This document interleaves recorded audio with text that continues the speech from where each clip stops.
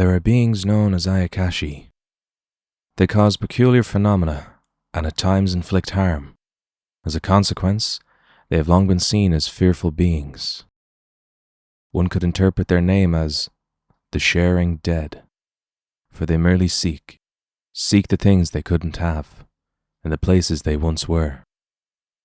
They simply want to share in those same blessings.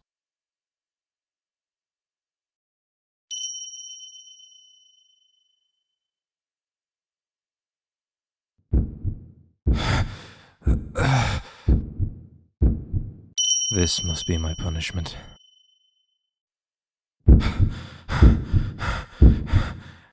In which case, there's only one thing to do.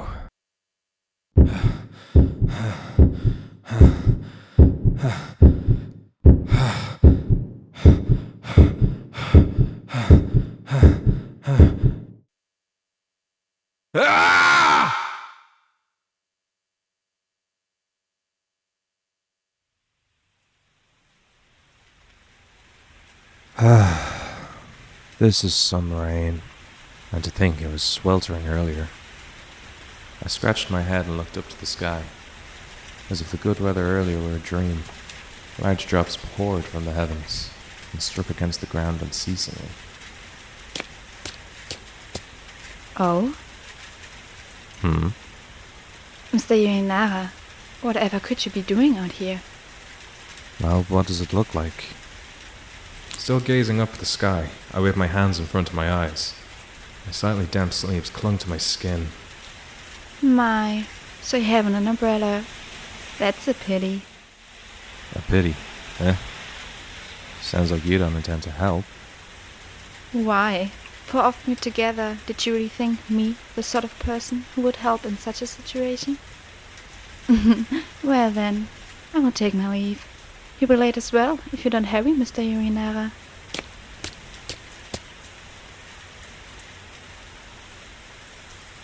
Paying no mind to me standing there, Tina left with a leisurely gait. Yep, that's just how she is. I guess I'll wait a little longer. Worst case, I'll go and get soaked. Increasingly filled with resignation as the sound of rain only got louder, I let out a sigh. And then, 2 sets of footsteps broke through the sound, heading my way. Mister!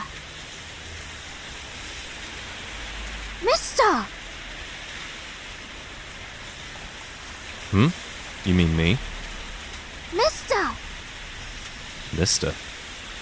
Oh, it's Misty, alright. What you doing, mister? I didn't bring an umbrella, so I can't go to school. I'm stuck. Are you kids lost? We're not lost, right? Nope. Then what are you up to on this dreary morning? Mister!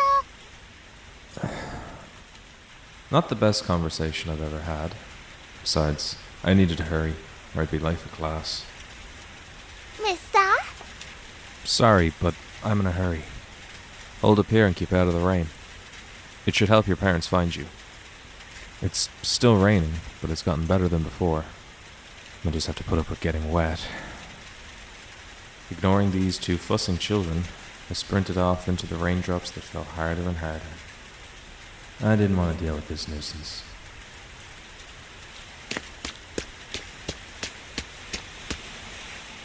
Where are you going?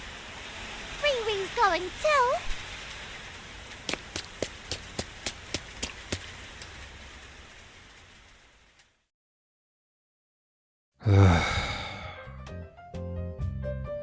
I managed to give the slip to the 2 chasing children and arrived at school. What was with those kids? Oh, Yoi-chan. Morning. Good morning, Mr. Yoinara. Rokuro, Zero. Morning. You look kind of like an overworked moth today, Teach. It has been raining a whole lot. No umbrella? It wasn't raining when I left. That's why you gotta check the TV. True.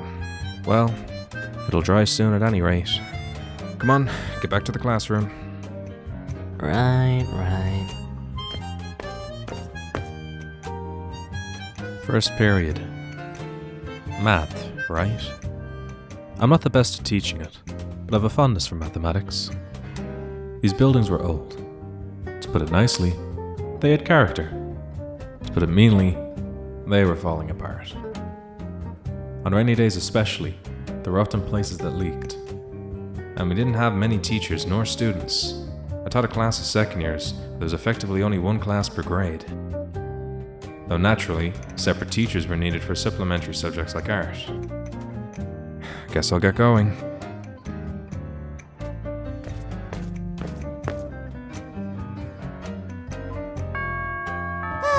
Fifth period at last. Mr. Yoinara, what are we doing today? At the end of each month at Yusei Junior High, 5th and 6th period was a designated free period decided upon by the teacher and students. You could have an ethics lesson, or give time for self-study, or teach test-taking skills. All sorts of things. Sometimes we'd even play cards. To be honest, the principal tended to be accepting of anything.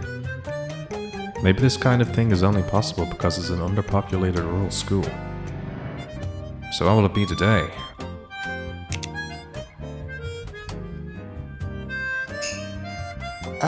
Well, I guess I'll read then. Reading? You mean your idle magazines, right? Huh? How did you know? Oh, that reminds me. I saw something in a magazine earlier. Giant pancakes. Those look delicious. Hey, those are the ones that Maki was eating. Yeah, they sure looked yummy. I'm interested too. Ooh, come over here! I had suddenly brought up the subject of large pancakes featured in a magazine, drawing several people over. Sheesh, they're so immature to be infatuated with pancakes at their age. Yeah, I prefer fried chicken. You should lay off the fried food too. So hey Riku, could I have you teach me today? Your grades seem fine to me, Karuta. I mean, I know you periodically get tutored, Riku. You should teach Mino then. Gah! You surprised me. Considering your lack of will to learn, I don't exactly get the urge to teach you. Mino's willing to learn, but words are hard. How do you even live among society? Fine then, I'll teach you both. Come on. Woohoo! Yay! In addition to the pancake crew, there was another group gathering around Riku for tutoring. Seems that they're truly treating this as nothing more than free time. Yoi-chan, you bored? I'm not bored. I've got the job of watching you guys. Just watching's boring, right? Look, I told you. Wanna play werewolf? Werewolf. Allow me to explain. First, the players are randomly handed out roles on cards. The basic roles are Villager, Werewolf, and Seer. Seers and Villagers are in the Villager camp, while Werewolves are in the Werewolf camp. Villagers have no abilities. Seers can, at night, divine whether someone is a werewolf or a villager. And werewolves can eat anyone who's not on their side. During the day, everyone talks it out to determine who's a werewolf. If those in the werewolf camp can hide their identities and wipe out the villagers via executions or devourment, they win! And the villager camp wins if they identify the werewolves and execute them. So if you're a werewolf, you gotta deceive people to survive. Got it? Sounds pretty difficult. You'll pick it up as you play. Normally it spans several days, but let us adopt one-night werewolf rules to play for just one day. What do those entail? Since night only comes once, you must definitively hang the werewolf in one day before nightfall. To be frank, it's quite different from normal werewolf, but we have precious few people, so oh well. Being either eaten or saved in a single day sounds brutal. Hey, it's just that kind of game. It seems this one's caught on lately. There are all sorts of games out there these days. As for participants, let's have Sir Rokuro, Sir Zero, Mr. Yoinara. And how about you two?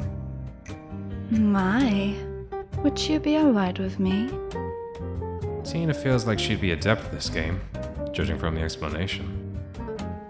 I don't need to play, do I? Well now, this game is more fun the more people you have. Aren't you lonely all by yourself? Who's all by herself? If you're asking for a fight, I'll give it to you. Kashima is so susceptible to agitation. Under the one night rules, 2 roles will be added on top of the ones I gave before. First, the thief. They can trade cards with any one person. However, they won't know what that person's role is in advance. Second, the psycho. In the werewolf camp, yet the seer sees them as a villager, a real troublesome fellow. However, the werewolf doesn't know who's the psycho, and the psycho doesn't know who's the werewolf. But since this is one night werewolf, the seer will be able to divine that the psycho is the psycho. In fact, the seer is able to divine anyone's exact roles. But still, the werewolf doesn't know who's the psycho, and the psycho doesn't know who's the werewolf. Actually, there are other roles that form a third camp, but it'll get rather complicated, so perhaps we can stick them in once we've learned how to play. I wrote some notes on the roles, so let's make use of them. Tremendously thoughtful. Lastly, in One Night Werewolf, there are 2 extra cards in the deck. The leftovers remain in a face-down state. Only the seer can know what's on these cards, or the thief if they steal a face-down card. But of course, should they pick one of these, they can't divine the role of another player. I'm a bit fuzzy on it still, but I believe I follow. The ultimate division of cards will be 2 villagers, 2 seers, 2 werewolves, 1 thief, and 1 psycho. 8 cards in total. Now, let's play around.